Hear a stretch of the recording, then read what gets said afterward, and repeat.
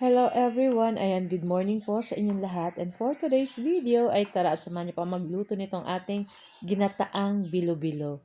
Ayan, so na-miss po namin ito at matagal-tagal na rin po yung last time na kumain kami nito. Kaya tara na guys at samahan niyo pa magluto and enjoy watching. So meron tayo dito nga pangalawang gata at sinamahan na rin natin ng tubig. So dapat medyo marami-rami po yung ating sabaw. And then yung ating pinapakuloang sago, sinama ko na rin dyan para dire-diretso na. Dire-diretso na. Tapos, ayan, ilalagay na natin, pag kumulo, ilagay na natin yung ating mga kamote or yung ating sweet potato. And then, isunod na rin natin dyan yung ating gabi or bungkukan. Ano ba yung English nito? Ayan, basta root craft. Ayan. Tapos, ayan, i-mix-mix lang po natin iyan dyan at hintayin natin maluto yung ating kamote at yung ating gabi dyan. Tapos, maglagay na rin tayo nitong ating saging na saba. So, maliliit lang yung paka-slice lang po natin dyan sa ating mga sangkap. Tapos, syempre, halu-haluin po natin iyan. Ayan, ako, napakasarap nito. Partner, pwede, inuulam ko din to guys sa kanin, tapos may pritong galunggong. Ayan, masarap yan. So, ayan na nga. At naglagay na rin ako ng 1/4 na sugar na pula or brown. Tapos, dagdag na lang kung medyo matabang pa. Naglagay na rin ako dyan ng konting asin para pambalance.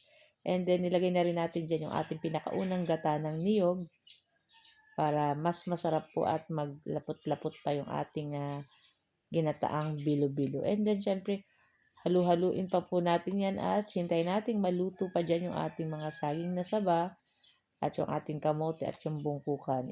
Inuna ko yung ating gabi or bungkukan dahil medyo matitigas po iyan. Saka yung ating kamote. And then, ayan na nga, pag luto na rin yung ating kamote dyan, yung ating saging na saba, yung ating bungkukan or gabi, ayan, ang last natin ilalagay dyan, yung ating bilo-bilo or yung ating glutinous rice na binilog-bilog. Pero before that, naglagay ako ng vanilla para pang pabango dito sa ating ginataang bilo-bilo. Ayan. Napakasarap po nitong pang merienda, dawa, kahit pang breakfast. Ayan. So, ayan na nga. At ilagay na natin dyan yung ating binilog-bilog na malagkit. So, nilagyan ko lang yung ng tubig yung powder. Tapos, ayan, binilog-bilog. Tapos, nilagyan ko na rin ng powder para pampalapot pa rin yan dito sa ating ginataang bilo-bilo. And then, syempre, halu-haluin po natin. At pag lumutang na yung ating mga malagkit dyan, katulad ng ganyan, lumutang na siya. So, luto na rin yan, guys.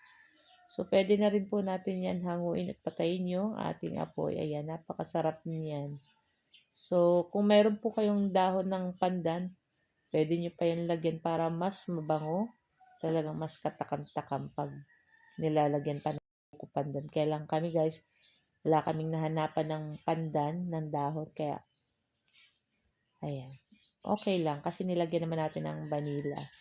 So, yun na nga at kumuha na tayo ng mangkok at i-transfer na rin natin itong ating napakasarap na ginataang bilo-bilo. So, guys, ito lang po ang aming video today at sana po nag-enjoy kayo. Huwag niyo po sana kalimutan mag-like, comment at pa-share po ng ating video. So, guys, thank you for watching and see you next video again. Ciao! Bye!